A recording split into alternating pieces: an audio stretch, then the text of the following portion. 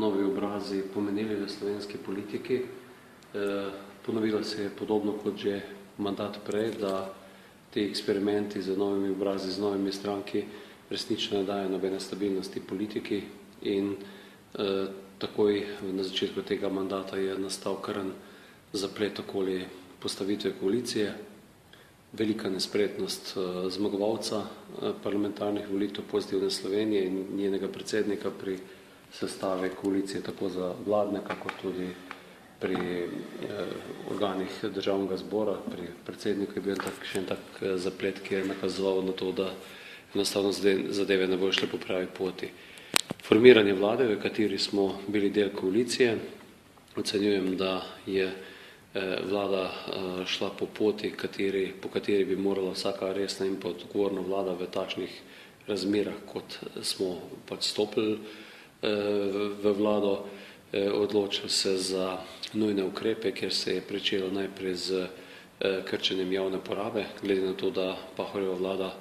kljub krizi padcev BDP-ja enostavno povečevala javno porabo, smo z ZUJF-om prvič v samostojni Sloveniji naredili to, da se je sprejelo na konec koncev, da se javna poraba lahko tudi zmanjša, da se pač že na nek način so se kazali znake, da se resnici želi pogledati v oči. Po zaključku tega zahtevnega procesa so sledile ključne stvari okoli samega sanacije bank in pa ustanovljanja Slovenskega državnega holdinga. Poznamo ihto in pa nasprotovanje pozitivcev in ostalih pri teh ukrepih, doključno z dvema tema presojama na Ustavnem sodišču in tudi najbrž tudi z temi vzgibi, predvsem zaradi jasne potrebe po vstopu v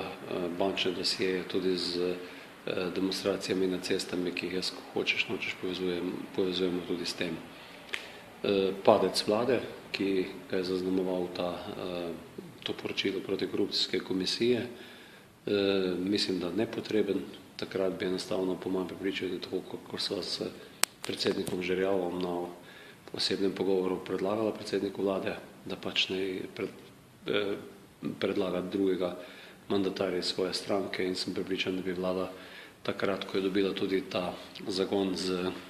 odločitvami Ustavnega sodišča, tudi izpeljala tako slabo banko, kot tudi državni holding. To, kar imamo danes, je zelo slaba izvedba tega. Mislim, da se zavestno sedaj tudi politična kriza ustvarja in vedno mer se pogovarjamo o nepomembnih zadevah, ključne zadeve nam pa danes pozijo iz rok v okviru slabe banke in da je to v bistvu največji problem, ki ga bomo danes imeli in se bojim, da ob tem globokem posegu v davkoplačevalske žepe za sanacijo bank enostavno nimamo tam čiste slike še danes. Drugo, kar se bo pokazalo potem pri vladi, ki se je formirala, da je praktično vlada nastala brez koncepta, z osnovno ambicijo, da se ne ponovi to, kar se je leta 2008, da ne vem, zopet Janez Janša dobi neko novo priložnost in da se pač projektno poveze za to, da se ustanovi vlado brez koncepta, kam z državo. Sam sem potem lansko jesen septembra že to opazil in tudi javno upozoril, tudi takrat predlagal, da se bi stranke sedle skupaj pa dorekle stvari, katere treba narediti v teh 2 letih, ki sta bili še takrat pred parlamentom, naredi tehnično vlado in da se bi začeli ukvarjati z resnimi in paralelnimi problemi, ki se enostavno ne rešujejo. Operativna nesposobnost se je samo potrjevala od zdravstva do delovnopravne zakonodaje in podobno in imamo to situacijo, ki jo imamo. V tej situaciji mislim, da bi tudi v Sloveniji bili v naslednjih mesecih deležni precej drugačnega tretmaja iz Bruslja, kajti za nami so evropske volitve in sam sem dlje časa ocenjeval, da enostavno ni bilo želje, da bi se še v neki državi kaj dosti problematiziralo. Zato mislim, da bo že zdaj pri samem poročilu največ to čutiti. Mi smo fiskalno pravilo sprejeli, to je bil eden ključnih znakov, signalov, ki smo ga lansko leto, kaj bomo v državi naredili, nič ne smo naredili na operacionalizaciji tega, kaj šele, da bi tudi na javni porabi kje storili. Imamo nerealen proračun, ki je bil zavajajoče pripravljen, to se je pokazalo, ne vem, zadnjič pri vozovnicah in pri vzdrževanju cest in podobno, tako da jaz ocenjujem, da je pred Slovenijo v drugi polovici leta tista ura resnice, ko bo enostavno treba stvarem pogledati v oči in se enostavno spoprijeti z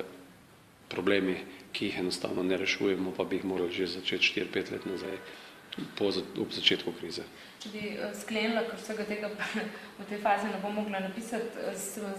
ocenjujete, da je ta zamenjava vlade precej, bom rekla, v mandatu, ne samo enem sklicu, precej zaznamovala tudi delo Državnega zbora, ne, ki je šlo po vašem mnenju, po padcu vlade, vaše v napačno smer. Ja, od takrat naprej, ko je padla koalicija tudi v parlamentu, ne samo da je padla vlada, ne, ki se je zavedala odgovornosti, tudi sprejemala te ukrepe, se enostavno ni znali več v Državnem zboru spoprijesti z nobenim resnim realnim problemom, z nobenim reformnim pristopom. Ne vem, kruto je, ne vem, kaj se dogaja na področju zdravstva, ko zapuščamo mandat ne samo brez ministra, zapuščamo mandat brez direktorja, direktoratov in podobno. Ob nobeni zadevi, ki zahteva nek resen, odgovoren pristop, več ni bilo v tej koaliciji stanja, niso bili v stanju narediti dogovor in pa kompromis. V tej luči je torej za vas pričakovan ta predčasni konec? Zagotovo je pričakovan, ker enostavno več kot teh 13-15 mesecev blefiranja ni bilo možno napeljati. In to, kar se je počelo, je bilo praktično najemanje kreditov in pa zadolževanje države, na ta način ohranjanje navideznega miru v državi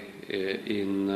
tudi temu se počasi izteka rok, oziroma ne smemo več dopustiti tako brezglavega zadolževanja, kot se je zgodilo. Tako da jaz mislim, da je na nek način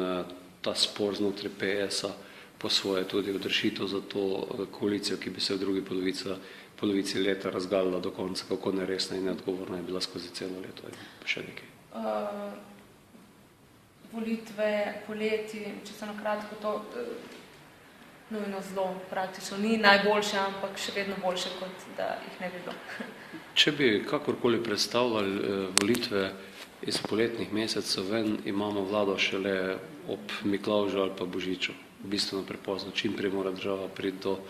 novega parlamenta, upam, tudi stabilne vlade z podporo 50-60 poslancev in z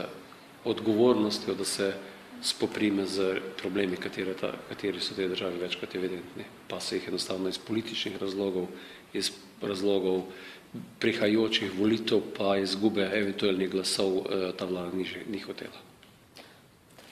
Hvala, super, tako, ker sem rekla, bom mogla